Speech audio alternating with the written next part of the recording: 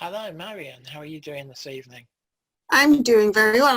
Thank you again for joining us. What's the subject today, Marion? Okay, this evening, people, we are talking standing and walking initially. Now, that's going to involve things like contractures, exercise, who it's feasible for, who it's not feasible for. So we'll take questions on that, but I'm happy to take questions on anything as usual. Now, I wanted to start today with standing, because one of the things that we're finding is suddenly everybody thinks that everybody should be standing and trying walking. And actually, it's not going to work for everybody. We have to accept that just because two infants who are both type 1, who are both on the same drug regime, will not be equally suitable for walking. If we go back to normal development, before we do anything, we have to have head control. And unless children, infants, the littlies do not have head control, then standing in anything but what we call a supine stander, which is basically a little bed that then stands up so the child is lying down and comes up and is well supported, then that is not feasible. Nothing but that is feasible for the children without head control. Once the children achieve head control, then we can look at what's possible. Not all the children who develop head control learn to sit. Not all children are developing head control, or not for long enough to make sitting and standing possible. So the first thing we need before we can do any standing that doesn't involve a supine stander is get head control. And if you don't have it, we need to work on it. We need to see if we can get it. We need to exercise that head and up to a point the trunk before we can get it. Now we know we can put little jackets on the children which will help develop the head control, but it still does not make it feasible to stand. So apart from needing the power in the neck and some power in the trunk, then standing also depends on the position of the hips, the knees, the feet, and the position of the spine. Now, what we are finding is there's a lot of the children on nusinersen, on other drugs, are getting tight hip flexors. That means that what is happening at the hips is they do not come straight. They may look as though they come straight, but when you put them straight, what happens is the back compensates by arching. So what you get is this big arch in the back to compensate for the tightness of the hips. And standing is not comfortable when you have very big hip flexion contractures. Then we can have knee flexion contractures. So if your knees are bent and don't come completely straight or are very bent, then also standing becomes very difficult. And the last thing is feet pointing downwards, because although you can stand on your toes, if you are bent at the hips and knees as well, then a lot of pressure goes through the wrong part of the leg and makes it uncomfortable. So what we're finding is a lot of parents are suddenly saying, I want my child standing, I want them in CAFOs.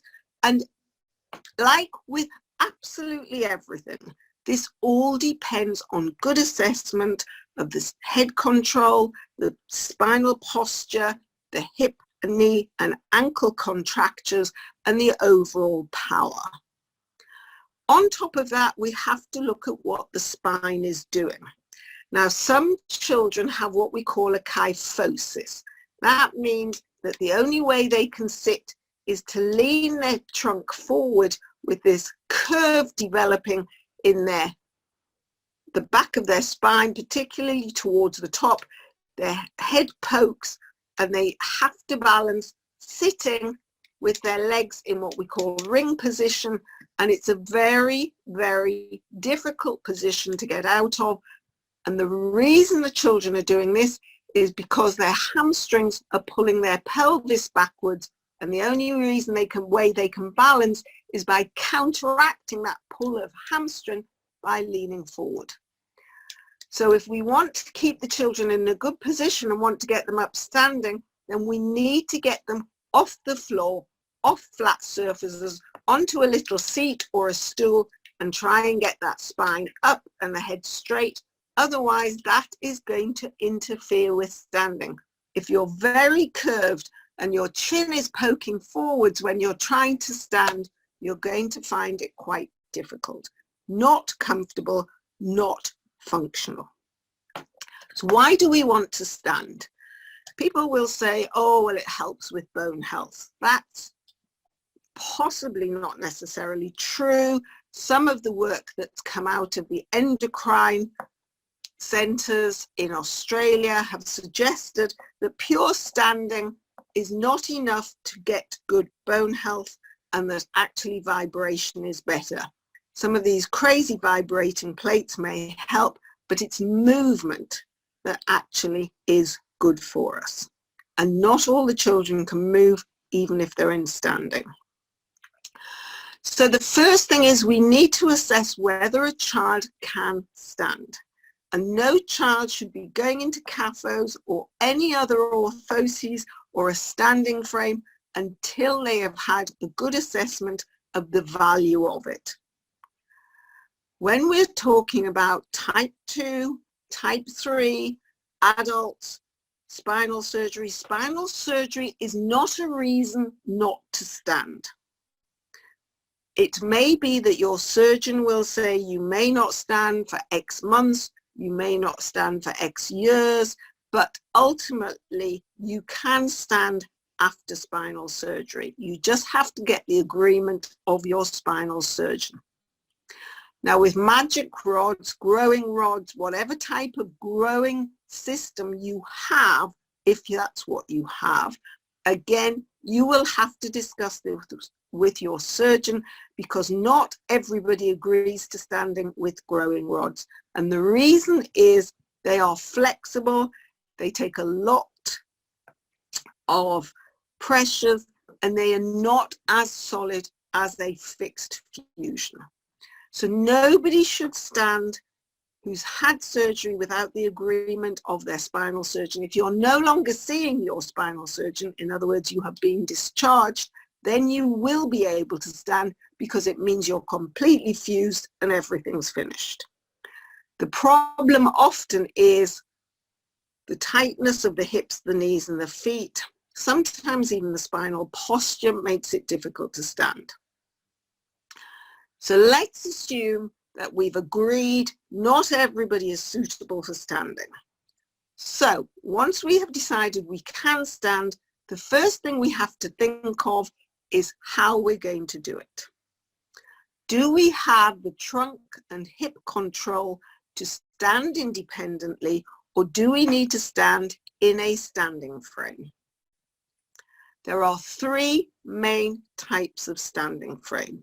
The first one, as I've already mentioned, is a supine stander, where in effect you're lying down and the supine stander will bring you up. So you're still in effect lying, but you're lying at an angle that brings you forwards. And it's very, very hard for the weakest of children to come completely upright, because then often they lose their head. So you're usually at an angle of 60 to 70 degrees maximum. And at that point, you would work with your physiotherapist to decide whether you can go into a less supportive form of standing frame. Now, there are two other types of standing frame: an upright standing frame and a prone stander, where you're standing facing that way. So in a prone stander, you're in that sort of position where the stander is here and you're leaning against it on your front and you are looking forwards that way. That is not the best standing frame for infants, children, or adults with SMA. We don't like prone standers. It's hard work on the neck. It's more suitable for cerebral palsy. Generally, the standing frames we want are the upright standing frames, where you're standing as upright as possible, and the support is in front and behind, not just in front and you're leaning forwards. So the support is either in front or behind, or even sometimes at the sides to hold you upright. So children with SMA, even adults with SMA, if they're going to stand, should be in an upright stander. Now, we know that I have a problem with passive, that standing is a passive activity. You are standing, you may have your hips, knees and feet bent, you may have your back in a strange position, but you are virtually upright, and that's the aim of it. So when you are in a standing frame, you're not really doing very much. You may be working your arms, but your body is not doing an awful lot. What we want certainly the children to be doing is standing in the standing frames with big wheels, like wheelchair wheels, that they can push themselves around. Now this is called a dynamic stander. It has wheels at the side, and the children stand but can push, which gives them arm exercise as well. And that's really important because a standing frame is quite passive. There are standing wheelchairs. We have talked about this. The problem is they are incredibly expensive unless somebody is really going to use them very often, i.e. daily. So unless you are going to use a standing wheelchair daily, unless you are committed to that level of activity, then it really is not feasible to pay around £20,000 to £25,000 for a standing wheelchair. They're exceptionally heavy as well as being expensive. They are bulky, they have to be. And so you need to think incredibly carefully as to whether you want a wheelchair that stands. And if you have tight hips, tight knees and tight feet, you are never going to stand completely upright, but you are going to stand in a bent position so that you're not really standing, you're more in this sort of bent position, not even necessarily with your trunk upright. So you really need to think carefully about what you're doing. Now, physiotherapists need to assess very carefully as well, because a child who is standing badly in a standing frame, whose posture is worse in standing than in sitting, in other words, who has maybe hips and knees, one is tighter than the other, they can't stand symmetrically, they're standing skew-if, more skew-if than they're sitting. These are children who are not yet had spinal surgery or growing rods. A child who stands badly really should not be standing for more than the very shortest period. There's no value in standing if you are standing badly.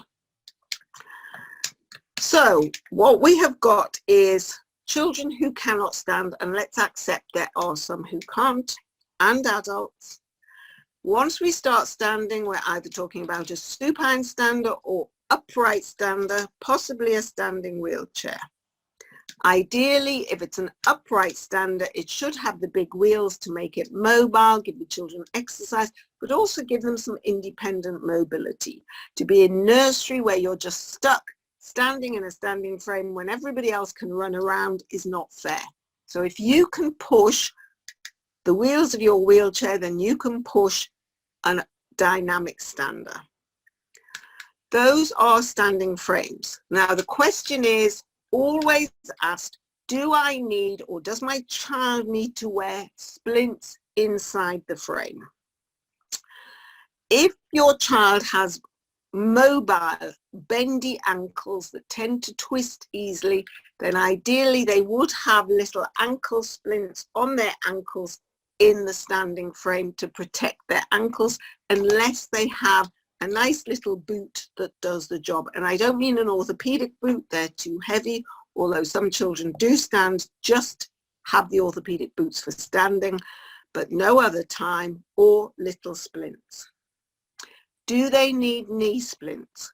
In theory, in a good standing frame, they should not need knee splints. but there are children who do use them. I know there are quite a lot of physiotherapists who like the children to have knee splints on in the standing frame because they think it keeps their knees straighter. And the most common splint for standing for knees inside a standing frame are either knee immobilizers or the gaiters. And I'm sure we talked about gaiters when we were talking about splints and equipment. And these are just the canvas with the metal bars and Velcro straps. And you can wear those inside a standing frame. And then the final question is, does my child need to wear their jacket inside the standing frame? And again, I'm beginning to wonder, when we're splintered from top to bottom inside the standing frame, where is the value in standing? What is it doing for us if we're so splintered that we can hardly move? Where is the value of standing if we have so many splints on that we're not benefiting from being upright? My honest feeling is, apart from ankle splints or little boots for wobbly ankles, a good standing frame should hold you without needing all these splints. Andy, have we got any questions so far? We most certainly have. Right, we've got a question from Greece, and this is from Rita. Demis's Hi, mother, Rita. Grace. There you go. It's very nice to see you and listening to all those important things that you are telling us. I wanted to ask your opinion about the physiotherapy with the, and she said, light gate. I see you in Greece. Are you familiar with light gate? No. Okay. I'm not sure what the light gate is. What I will do, I've got my little notepad here. I'm writing that down, and I will make sure that I check that out for next time. Okay, no worries. Rita, if I've said that wrong or something, then please do clarify and we can ask again. Right, other questions I have. I've not stood since I was 12 and I am 35 and a type 2. My contractures are bad. Is there any way I can work on straightening or weight bearing at my age? Yes, and I know several adults who have started standing again. I think now with Spinraza it might be easier, but I know several adults who have taken the plunge even before Spinraza or any of the other drugs and had a go at standing.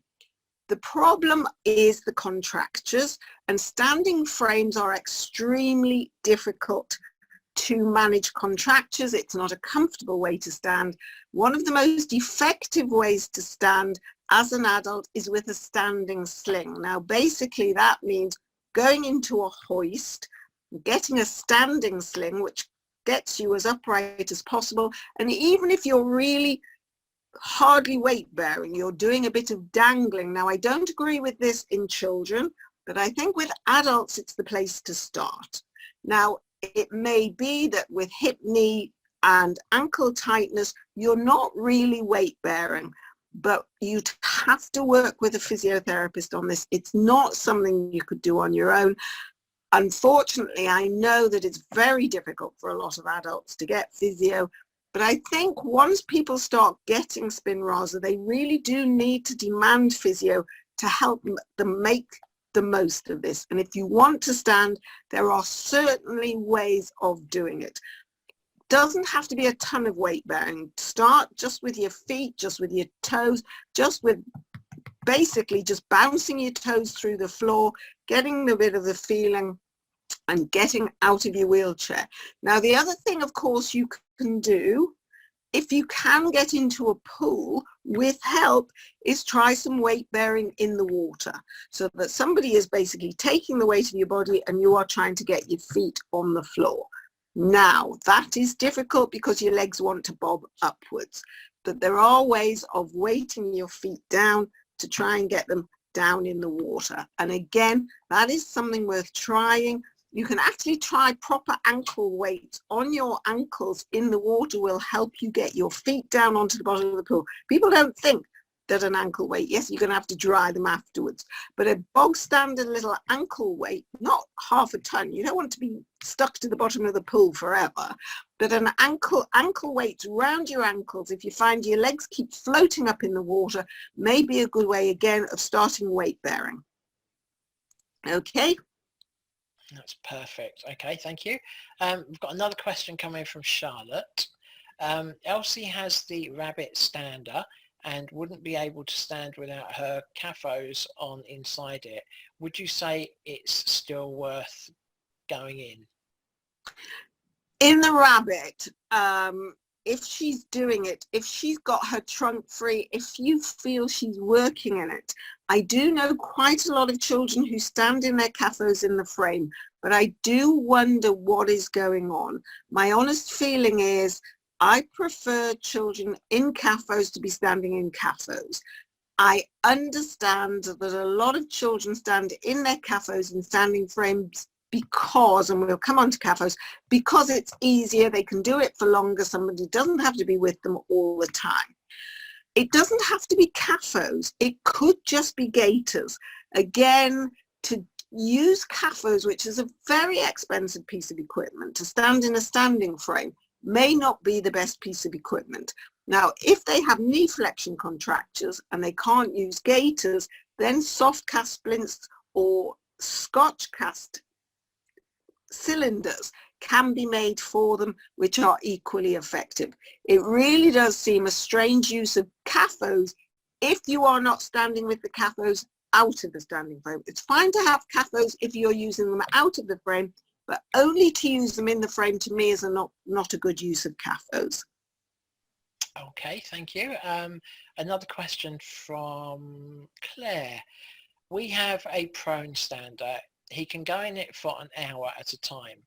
Why do you say you'd use probe for CP and not SMA?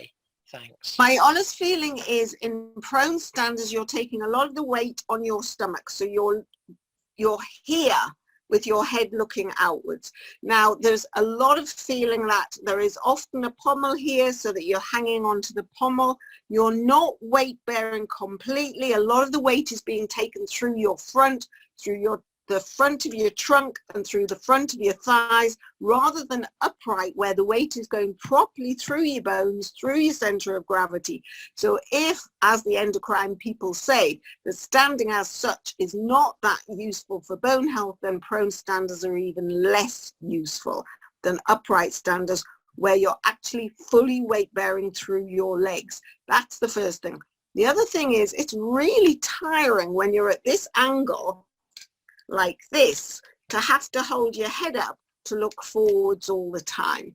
And what I find is that actually it's less tiring and more effective to be in an upright stander and keep your head in an upright position. We don't want to encourage the children to constantly have their head, their neck in extension to look forwards, so that they're more balanced and in a better posture in an upright stander. Now, I appreciate there are children in prone standers. There are children who will lean on their arms in prone standers. And again, you're sometimes leaning on your arms to stabilize your trunk means that you can't use your arms and shoulders as well as you can in an upright stander where you can have your trunk supported and your arms free. My honest feeling is, after many, many years of seeing children in both, that upright are more appropriate for children with neuromuscular disorders. Now, there are some prone standers that are virtually vertical, and it may well be that your child is almost vertical in it, and in that situation, that is not a bad problem. It's when they're really set at around 30 to 40 degrees and the child is leaning rather than standing. Okay, excellent. I've got another question. When my daughter stands, it hurts her legs and knees. The standing frame she uses along with no orthotics, I feel like it's not enough support. Is it real pain that she's crying? Well, I truly believe when the child says it hurts, it hurts. And if she's crying, it hurts. I never, ever say to a child, it doesn't hurt. It's not an acceptable thing to do. If a child is crying and saying it's hurting, and the way to really find out is look at the red marks on her knees when you take her out. And basically what is happening is, this is a child with bent knees. When the knees are bent, this is where the pressure is taken in standing. When we stand, the pressure is taken through the soles of our feet, which are good and thick to take that pressure. They are built to take your weight. When you are quite bent at the knees, if you can imagine that you're not straight, your knees are being forced into this standing frame, a lot of pressure actually goes on the knees. Now, if it's on the knees themselves, in other words, on the kneecap across the joint, it is more painful than if the support is just below the knees where they would be in a good pair of CAFOs. So the pressure on your young lady should just be below the knees, not pushing her knees backwards. It should be supporting her. The problem is, yes, I agree that support is either in the wrong place or not enough. Putting knee immobilizers or gaiters on may not work if they're completely straight, because they may push equally on her kneecaps. It may be that custom made soft cast or Scotch cast splints to keep her legs supported better may be something that your daughter's physiotherapist could consider. Great, thank you. Should we do one more question? Yeah, fine. Right, I've been told about standing slings. Are these viable for someone with SMA? Hold on, sorry, I'm just getting... I'm not looking at standing at the moment with hip issues, but if I gained strength with Spinraza, other treatments, it may be something I hope to do in the future. Okay, anybody who has a hoist, be it a ceiling track hoist or portable hoist, standing slings are available. So it's a case of finding from your occupational therapist or from the supplier of the hoist how you would get hold of standing slings. Now, there is a company I used to like a lot, but I was told that they're not very good currently at answering queries, and I've found that's true as well, because they've never answered any of mine recently, and that was a company called Silverley, and they would make splints to order. Whether they're no longer working, I don't know, but the company that made your hoist, be it ceiling track or portable, should be able to provide standing slings. Okay. Okay. Do you want to carry on, Marion? Or Yeah. Yeah. Okay. So let's talk about standing outside of standing frames. So the next level of standing is independent standing or standing with orthoses. And the first thing that we usually try with small children, or even with the type 2s, type 3s, when they lose ambulation, are the gaiters. Not everybody is suitable for standing. Not everybody who has gaiters is suitable for CAFOs, and not everybody who stands can stand alone in CAFOs or take steps in them. So there, again, it's very individual. All I am telling you is the different possibilities. I am not saying this will or will not work for you or your child or your infant. These are the different possibilities. Everybody is different. Everybody would have to be assessed. But if we are better than a standing frame, then we are looking at standing without. Now, important that the child has head control and some degree of trunk control, but very often what we find is those kyphotic children, the children who are not sitting very well, actually stand better than they sit.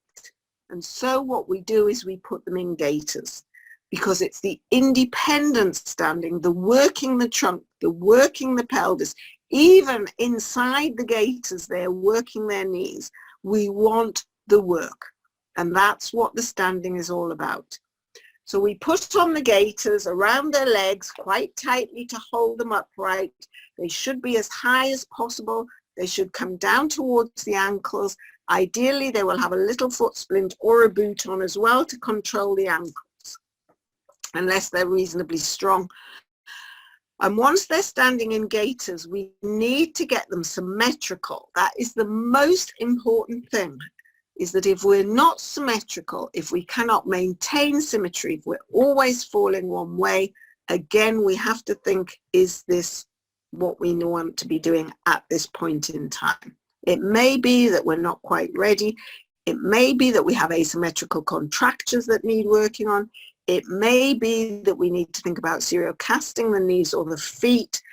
There are lots of different possibilities, but the goal of standing is to spend some time. I'm not saying hours, and I'm not saying it's going to work for everyone, but if we're going to stand, ideally, we're looking to do a little bit of independent standing, particularly for the smallest of children. If they're too weak, they're going to have to use standing frames. But we start with the children with gaiters.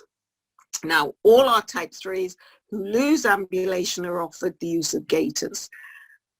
Many of the older children, certainly the teenage boys, aren't necessarily interested, but we have had boys who are. I've had a type 3 who used to religiously stand and walk in his CAFOs twice a week. Once he lost ambulation at 14, he was motivated to do it. He stood in CAFOs twice a week. He said it made him feel better. It gave him a stretch. It gave him exercise. It made his back feel better. And it was something he wanted to do. Not everybody does. We know the worst thing, and I've said this so many weeks, that we have is the type 3s who have lost ambulation and are not suitable for Spinraza. When that changes, when other drugs come along, we need to get these kids in CAFOs as soon as possible to keep them as straight as possible, as active as possible, mobile, strong. Get them up. They, to me, are some of the most important children to be in CAFOs or gaiters. Now, CAFOs are a problem because not everybody can produce an SMA CAFO. This is an SMA CAFO. And there is something very different about an SMA CAFO. If you look at it, it only has one bar. Now, this was developed by John Florence himself. John was one of the most experienced people in SMA, and the reason it has one bar is because the knee is not central. As in Duchenne or any of the other conditions, the knees want to be knock-kneed. The children tend to have this strange knock-kneed posture where their knees want to talk to each other, and so there is only one bar so that the knee is more medial to control that tendency to bend inwards, and that is really important. Now, CAFOs should also have this little ridge on the top, and that goes right under the bone in your bottom to give it support and to support the pelvis. And the other thing about our CAFOs, although not everybody's are the same, is that it has this little short foot that allows the weight to be taken forward to allow the trunk to extend better. A long foot does not allow the body to lean in this position. Now, that might seem a strange thing to want the body to do, but actually when you lean the body forward, your trunk will come up more upright and use that little lip better. And the other thing about the CAFOs is that the knee bends so you can sit in it and then stand up and lock it. And it's quite safe for children up to around 10 or 11, but a heavier child will need the double bar, and things change when the children get older. But if you're going to stand in CAFOs, they have to be good CAFOs. They have to be comfortable, solid knee, not leather knee, and the pressure does not go over the kneecap. What you have is the kneecap sits here and the pressure is below at the top of the tibia. The tibia is the lower bone and the big lower bone in the leg. The top of the tibia is where The support is the kneecap has no pressure over it. The support is below the knee joint. Leather straps tend to push straight onto the knee joint and make them less comfortable. Ultimately, the knees bend into it and the leather stretches. The plastic doesn't stretch, it's more supportive. So we don't go for leather with a second strap below the knee. That shouldn't be necessary. Not everybody can have these CAFOs. Not everybody has an orthotist who will make these CAFOs. Certainly there are some good companies around. John Florence are not the only company that will make CAFOs, but they must be comfortable, they must do the job, and they must be supplied by someone who knows what they're doing and working with a physio who also knows what she's doing when you get them. Now, I know there are many physios who disagree with me entirely. I can't say that they're wrong. We do things differently. I do know there are many physiotherapists that do not agree with putting the kids in CAFOs. I will try and get every single child with type 2 into CAFOs. There is no way I will at least not offer them. It may not work for everyone. They may be too weak. They may be too asymmetrical. It may be they don't want them. But every child with type 2 is offered CAFOs, even more importantly now, because we're hoping that some of them will be able to take off and even walk without them if we can get them into the CAFOs early enough. Now, not every child with type 2 is going to end up being a walker. We can't say that just by putting them in CAFOs, suddenly you're going to have a type 3. The stronger type 2s, the borderline walkers, we're hoping will take off. And so if we can get them standing, get them working as hard as possible beforehand, then we're giving them the best possible chance. To leave a child to get more contracted, tighter in the hips, knees and ankles is not acceptable. Andy, do we have more questions? We have lots of questions. Right, where do we start? My son has knee contracture on left knee so that leg doesn't look straight. Any advice on whether he needs gaiters along with the AFO? My honest feeling is if it's one contracture, then somebody should be looking at possibly serial casting it to try and make it straight. Now, serial casting of knees is a bit of a pain because it does mean a period with your knee stuck out. But what we find with SMA is serial casting is very effective to get contractures reduced and hopefully get that contracture sorted and then splintered. It may be that a gaiter, but if there's already a contracture, gaiters are straight. The metal bars are straight. They're not bent.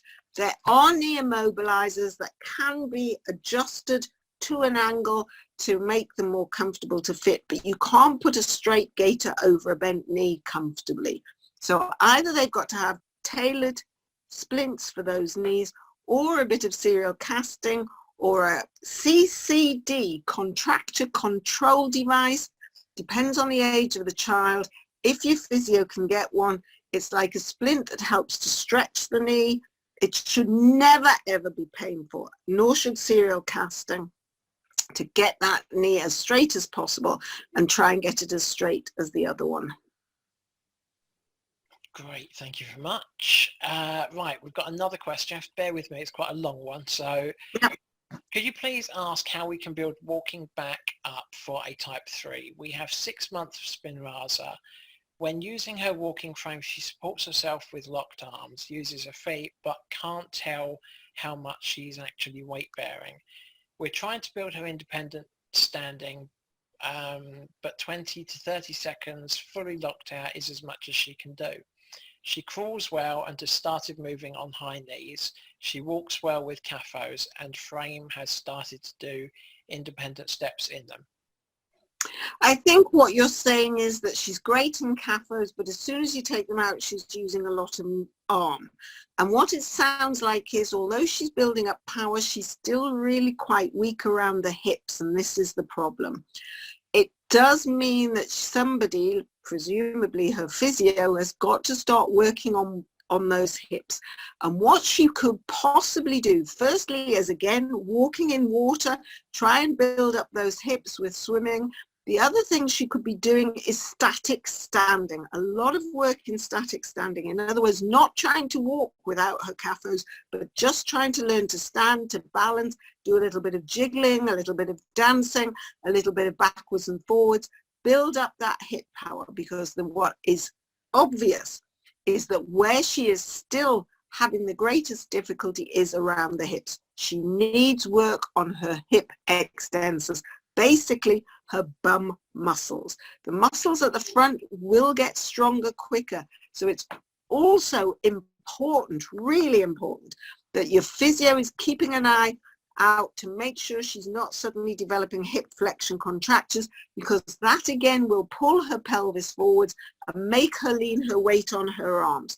So we need to look out for hip weakness. That's your bum muscles, your hip abductors, the ones that lying on your side, lifting your leg up sideways, and also to make sure she's not getting tight hips. Really important, those three: static standing, stretching her hips, working in the pool. Another question, what equipment is there to help adults to stand again? You've mentioned the standing slings. Is there anything else? There are standing frames. There are adult standing frames. There's plenty of them. There are standing frames that will electrically get you into standing. Basically, you sit on a sling and that will pull you up into standing. So there are standing frames now. There is an exhibition called NAIDEX, N-A-I-D-E-X, National AIDS for the Disabled exhibition. It's not called that anymore, it's just called NAIDEX. There's one in Birmingham, usually in April. There's a Northern NAIDEX. I think it's every other year in Manchester. It may not be every year. There's a Scottish NAIDEX in Scotland. Again, I'm not sure if it's every year, but you can look it up.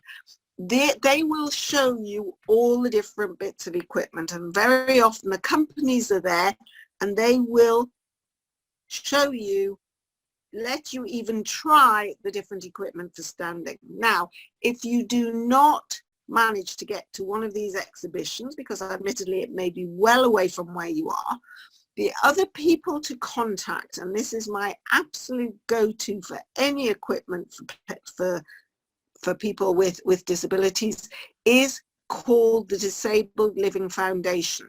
Now, the Disabled Living Foundation was a charity, is a charity now. It used to be government funded, surprise, surprise, and was in every major city and town.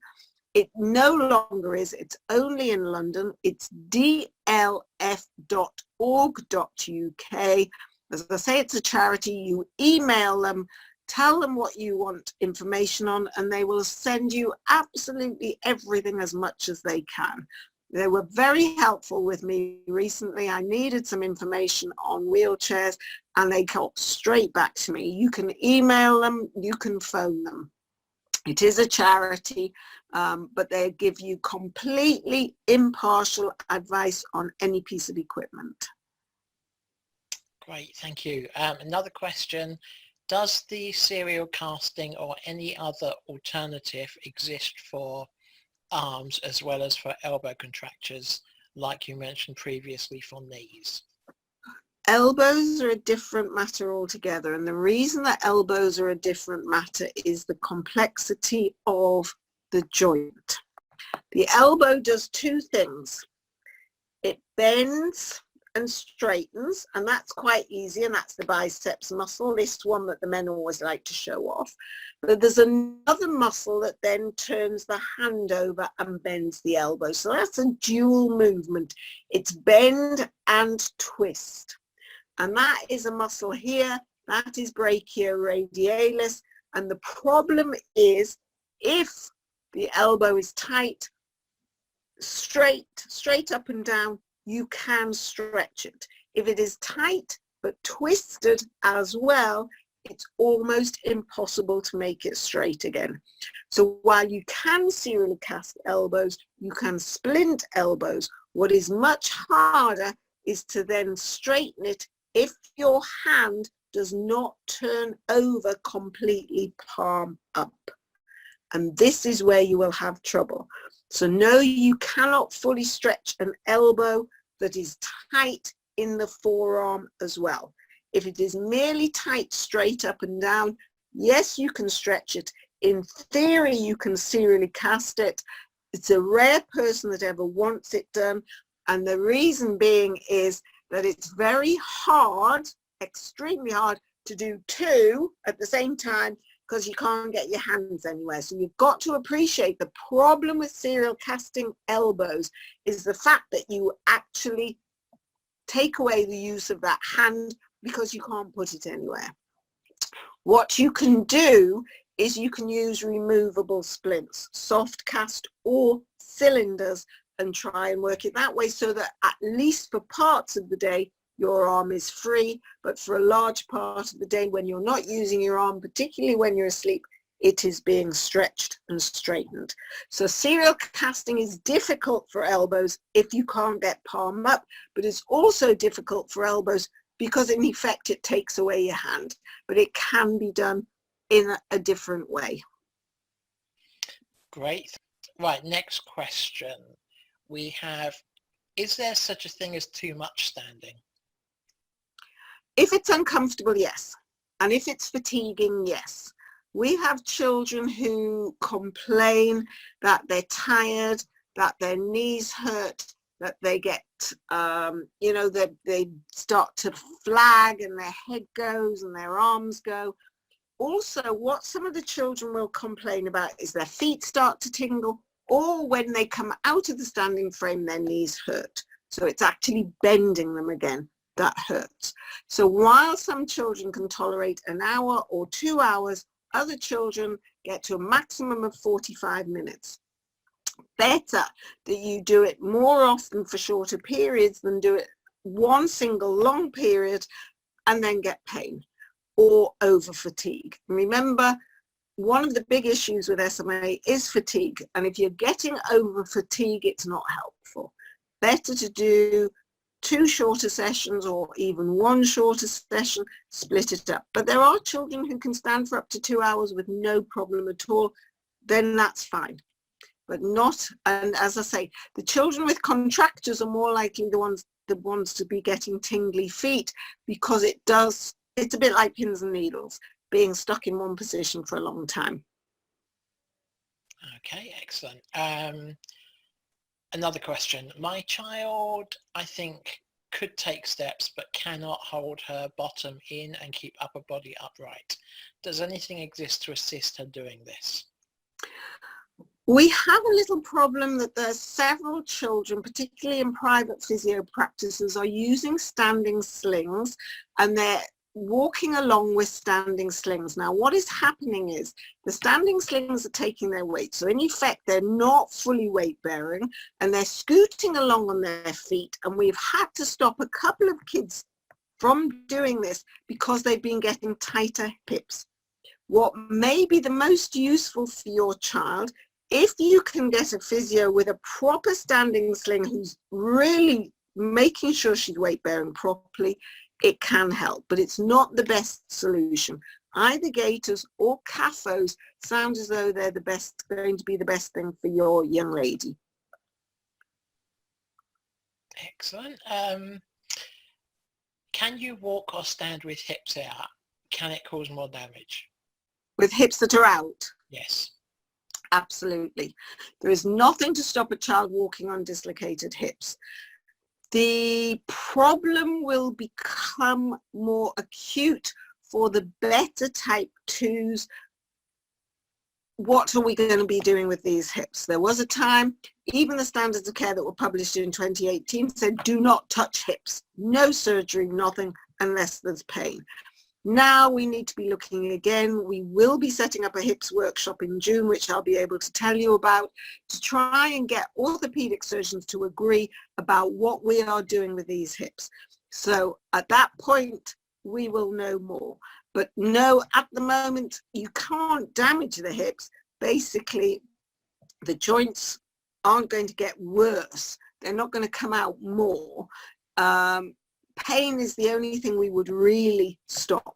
And people will say, well, how do you know you're not damaging hips? We know we're not damaging hips because 30, 40 years ago, normal children without SMA, children without cerebral palsy, children without other disorders walked on dislocated hips. Before ultrasound, before children were checked, breech babies very often would have dislocated hips and they weren't found until they actually started walking, sometimes when they were older, and often never had surgery to correct their hips until they were well into adulthood, at which point they would have hip replacement surgery where false metal hip joints were put in. So we know that it is perfectly feasible to walk on dislocated hips. The problem we often have in SMA is not dislocated hips. It's the fact that the hips are often asymmetrical. So you may have one subluxed, which means partly out, one dislocated, or one in and one subluxed, or one in and one dislocated. So asymmetry is often as much of a problem as the fact that they're out. Thank you. This is an interesting question. What are the benefits of standing that my 10-year-old needs to hear? I'm assuming for encouragement. Well, that will depend very much on what your 10-year-old is up to.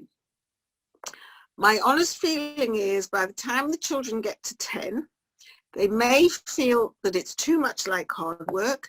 There's no real value in it.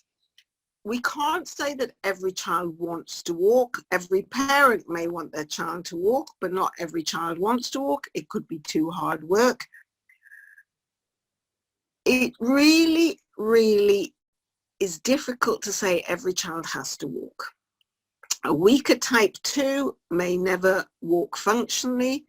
They may not stand effectively. With tight hips and knees, it can be painful. So the question is, what is the value for your particular child? I can't tell you that. I can't tell you whether they're too contracted, whether they're strong enough, whether actually life is just as good the way it is. Nothing they feel by standing at this point in time is going to change their long-term life dramatically. So it's very individual. It sounds like your child has a very set idea of where they want to be, which doesn't necessarily fit in with your idea of where they want to be. If they do not see any value in it, if they do not feel that in the long term their life will be enhanced by being on 2 feet, then I think we have to accept in some cases it may not be where the children want to go. They will be more contracted. This is one of the issues. And contractures can get in the way of function. Rolling over, turning in bed, transfers in and out of the wheelchair, they can be more painful. Contracted feet can have difficulties getting into shoes. So ultimately, one of the biggest positives about standing is to reduce the hip, knee and ankle contractures. But in terms of value for your particular child, you need to discuss that with them individually. Because while I think it's good for children, and I will offer it to all our type 2s, there are undoubtedly older children who no longer want to do it, who do not find any value in it, and I am not going to make their life hell by trying to enforce it on them. Okay, what if contractures are too bad to stand? Again, we need to consider the alternatives. There is no value in trying to stand anybody, infant, child, adult, whose contractures are too bad. The only feasible way of taking any weight bearing is probably, as I say, to trying to do some standing in water, trying to weight bear through your feet without actually standing. There is semi-standing. Some of the standing frames will get you a little way up.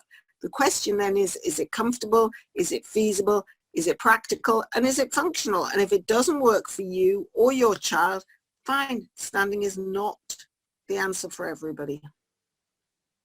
Great, thank you. Another question. My daughter has been using gaiters and now can weight bear on her own, just needs a bit of support. I support her a little around her hips. Would you advise to carry on using gaiters or let her weight bear on her own? The question is whether she can weight bear on her own. The thing about taking off the gaiters is it not only takes away the support at the knees, but it takes away the support at the hips as well. If you take away the gaiters, your child will have to support their own hips, their own knees, and ultimately then their own ankles as well. It's not quite as easy as it sounds to reduce everything quite that much. If you're still giving her support and she is in gaiters, it doesn't sound as though she's ready to actually have nothing.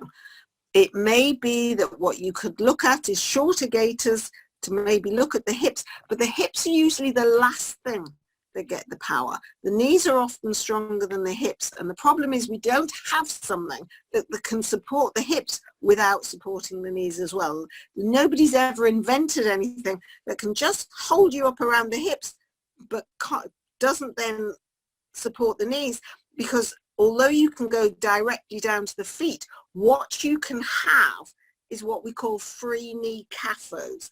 And basically what that means is if you have the knee power, you don't need the knee lock. So you're still got support at the knee, but you can bend the knee and straighten it, but there is still support around the hip. That is, a few children can manage free knee CAFOs, but generally the knees can be stronger than the hips.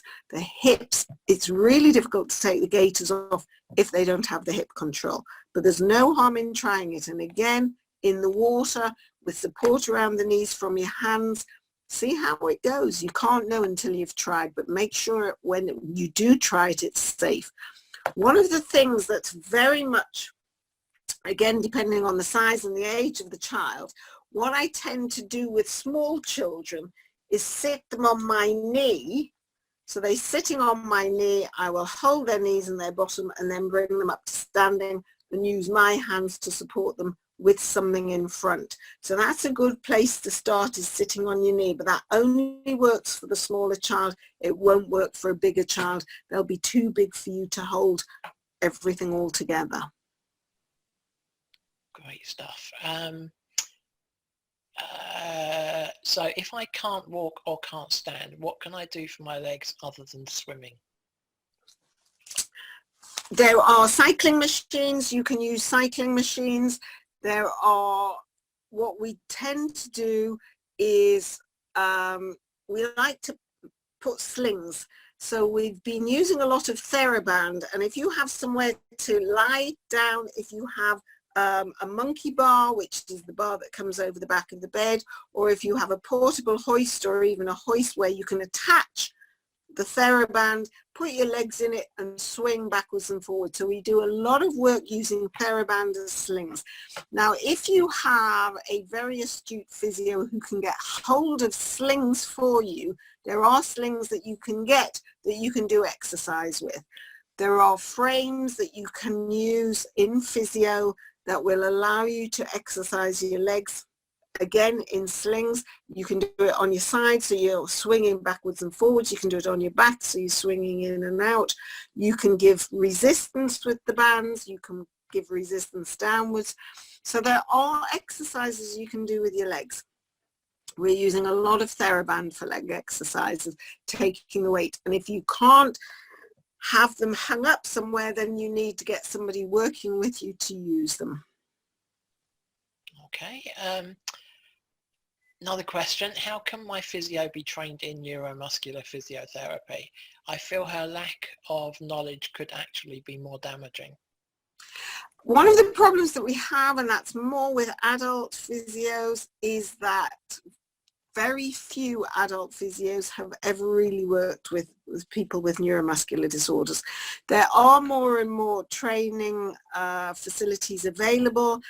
If you go to Muscular Dystrophy, put them onto Muscular Dystrophy UK, because Muscular Dystrophy UK are doing webinars similar to this called Open Tact. You have to have an nhs.net account, so it's usually a medical person. Not everybody can access this, but certainly there is a lot of stuff going on to Open Tact. There is work being done by Anna Mayhew and I think possibly Geeta Ramdari for physiotherapists to learn adult neuromuscular, so that if you go through MD UK, they should be able to put your physio in the right direction. Brilliant. I will be getting medicine, but I am way past getting walking back. However, I want more upper body strength. Are there books or websites for tips for stretches and exercises? There possibly are. There are any of the exercise.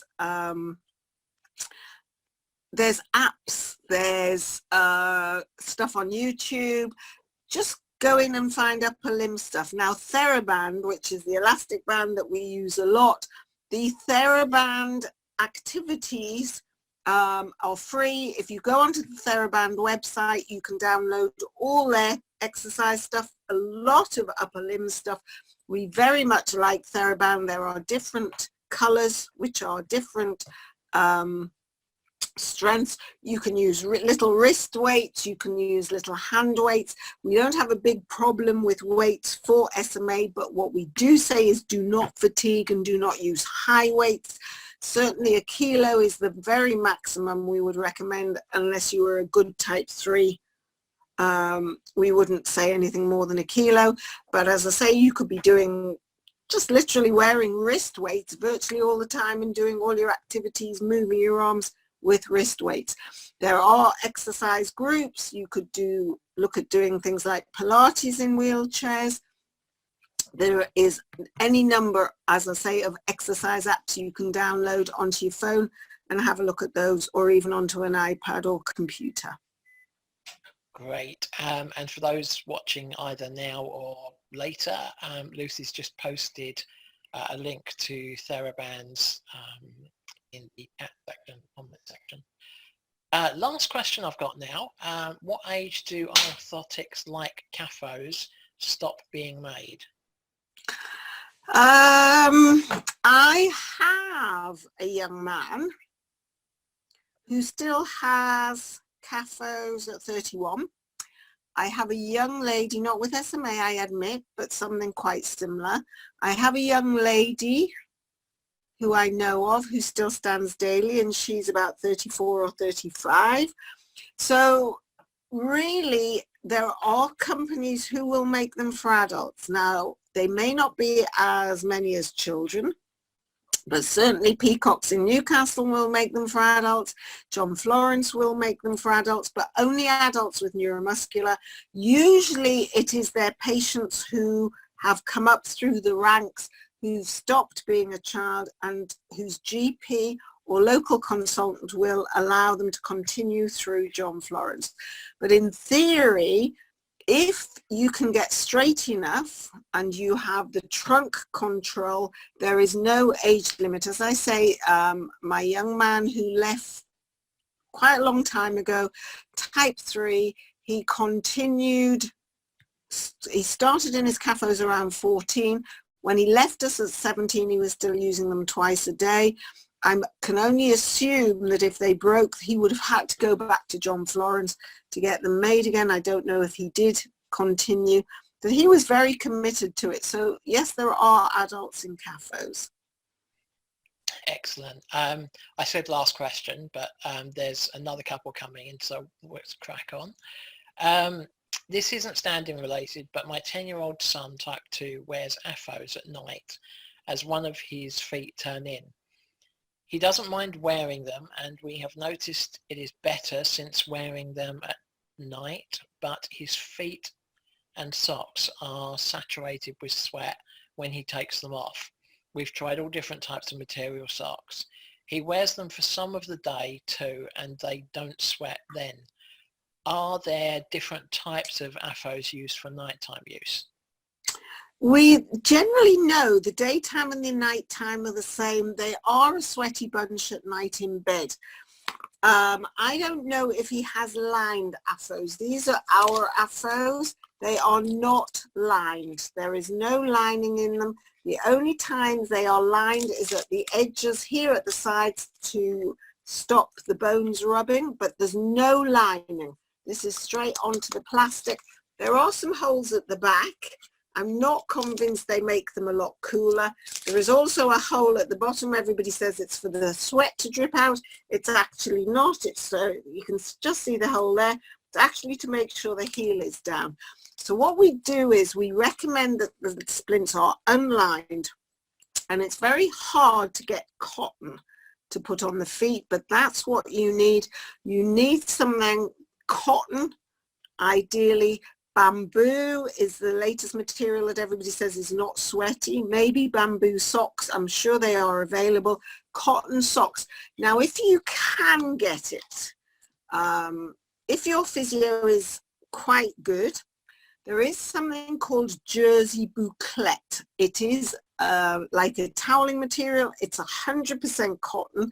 It's like stockinette. So the stuff that they put on your limbs when they are casting you, and then it all comes off. It's like almost like tubular bandage, but it's not got too much elastic in it. Jersey bouclette is a cotton, and it's open at the toes. It needs to be all the way up to stop the sweating. It can go in the washing machine, or something that will go in the washing machine every night, but to have the toes open is quite important. So if you get cotton socks, you may want to unpick the toe seams so that they're open. Great stuff. Another question. My son has started to suffer having his chest physio. He's okay on his left side, but when I do his right side, he is uncomfortable and pulls the suction catheter out. I have spoken to his physio about this. They have put an escalating track, so I don't need to pat his right side. What could be causing this, as he rubs his head at the side as well and gets very upset? That is something you're going to have to ask your respiratory physician. I have had children in the past who've objected to chest physio on one side, but it was mostly due to chest deformity. And what they were finding was that it wasn't so much the chest physio on one side, it was lying on one side that caused the problem. I don't know your child, I don't know their respiratory situation. If it's really causing a lot of distress, you need to speak to their respiratory physician, because it could be deformity, but it could be something else. Really a question. Obviously they're already onto it, but if it's causing that much distress, it needs to be further investigated. Okay, we're hoping to do some respiratory webinars soon, so maybe that's a question for those. We have one last question. Will my tendons being cut make any difference getting me back to standing with contractures? That depends what tendons we're talking about. There are 3 different types of tendons that could be cut. The first one is your hip flexors. Now, I'm going to bring Dolly back for this and see if we can get... Okay, so this is Dolly. This is her sitting, and her hips tendons are here at the front, and you can feel them there when you're trying to stretch hips. They really do stick out, and if you've got tight hips, this is where they can be cut. To be honest, cut the hip flexor tendons, and if you're sitting all day, it won't make a lot of difference. The next one is hamstring tendons. That's at the back of the knee. I am not a big fan of hamstring releases. I think they're painful. I think what people forget is that the hamstrings are not the only muscle at the back of the knee. There are other muscles that are also at the back, particularly the muscle called gastrocnemius, which is the one that comes at the back of the foot. That's also across the back of the knee. When you straighten the knee, it often can make your foot point down more. So what they'll do is they'll cut at the back of the knee, and they'll plaster you from groin to toe to try and straighten you up. And that can be quite a lot of stretch. So that can be uncomfortable. The other thing is there is not just tendon in the back of your knee, there's the knee capsule. And that is a tough, fibrous outer layer to your knee joint, and that can be tight. Your ligaments can be tight. So just to stretch the knee can be quite difficult. It can be quite painful. And again, is it going to last unless you're going to be standing up? And the last tendon they can cut is the one here at the back of the heel, the one that stops you bringing your foot up to that sort of position. My honest feeling is if anything is going to be cut, then the ankle is probably going to be the most effective. But there are 2 things to think about. If you release the tendon at the back of the heel, then you are going to have an effect on the ability of the knee to maintain the straight position, because this tendon affects two big muscles, soleus, which comes below the knee, and gastrocnemius, which comes above the knee. And gastrocnemius also helps to stabilize the knee. So by making the tendon longer, you can have more difficulty stabilizing your knee. That's one thing. The other problem with releasing the tendons here is when you have tendons released, be it knees, hips, feet, they will go back. What you have to remember, cutting tendons does not cure. You're not taking away the problem. You are not making the muscle that's doing all the work weaker for long. So that you cut the tendons, and somehow, some way, if your foot is hanging down, if your knee is bent, if your hip is bent, of course it's going to get tight again. So that if you do this, you somehow either have to stand, stretch the hips, and stand a lot, because if your knees are bent and your hips are bent for 20 hours a day, then really you're going to get tight again. And the same with the feet. If you have your feet tendons cut, there is nothing to stop your foot hanging down again. You need splints. Surgery itself may be fine, but it's what happens after the surgery that you have to think about. I am worried about hamstring releases. More often than not, they are uncomfortable, but there are children who've had them done who have found them successful. Ankles are successful. They're not usually painful, but they won't last unless you splint it, and you need to be aware that it can weaken the knees. Okay? Brilliant, thank you. Loads of thank you messages coming in, Marion, so people still really value this time, so thank you as ever for doing it. Okay, we've still got a quarter of an hour. Let's talk about the walkers. Go for it. Okay, the children who can walk, the adults and teenagers who can walk, we need to keep walking. Now, the thing that we do not want to do, and I had this reiterated to me this week, although I didn't really need it, is please do not try walking in AFOs. It makes life harder. To have a fixed AFO does not work. It is actually makes walking harder because you have to bend your knees to do it. So little type 3s who are walking should either be in SMAFOs, which are the little foot ankle splints, not the high ones, in the little trilocks. There are trilocks that come in children's sizes, if not infant sizes, but generally the most difficulty these children have is not stabilizing their foot. It's not a case of foot up and down, it's heel. The heel is the problem. The heel wobbles in and out, and that's what needs controlling. Not in a hefty boot, because if you have a hefty boot, it just makes walking more fatiguing. You have to lift your leg higher. You need the hind foot, the heel, and there's a joint under the ankle that often causes the twist that causes the problems. So in the little type 3s, do not allow your physio to give you a little ankle splint. It makes walking, a full AFO, it makes walking harder. It should just be a little ankle splint. That's the first thing. The other thing is with the type 3s is that, again, it's often the hips that cause the biggest problem. And there is no reason why some of the teenage type 3s who are struggling shouldn't use crutches. People do try and avoid crutches. And while we avoid walking frames that go in front, because once you are bent forward, it's very hard to move your legs, that's not true of some of the better type 3s who just need that stability and balance, and a pair of crutches can be very effective. Not everybody can use them that well, but we do find that really some of the 3s can walk better with crutches. Now, there is nothing to stop some of the type 3s getting scoliosis. and that can have an effect on walking.